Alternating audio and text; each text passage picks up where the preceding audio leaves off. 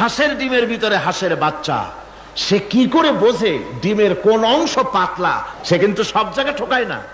ওই ডিমের পর্দার ভিতরে একটা অংশ আছে পাতলা, সামান্য পাতলা, সেই পাতলা অংশ সে ঠুকঠুক করে একটুখানি অপারেশন করে, পর্দাটা ফেটে যায়, সেখান থেকে সে বেরিয়ে আসে। কে শিখালো যে এই জায়গায় ঠুকঠুক করে আওয়াজ কর, বেরোতে পারবি? কে শিখালো? আল্লাহ পাক শিক্ষা দিয়েছেন। এটা বায়ানের অন্তর্গত। মানুষকে দিয়েছেন বায়ান, ওকে দিয়েছেন শিক্ষা।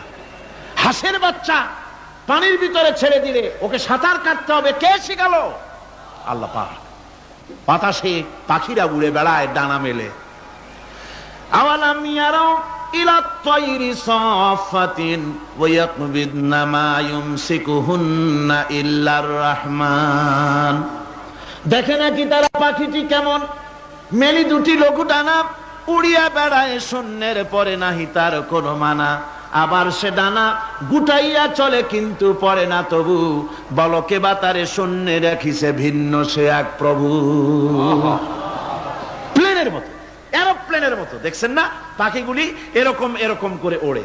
আবার কখনো উঠতে গিয়ে আর ডানা দোলায় না, দুটো ডানা শরীরের সাথে মিশাইয়া একেবারে রকেটের মতো উড়ে চলে যায়, কিন্তু পড়ে যায় না।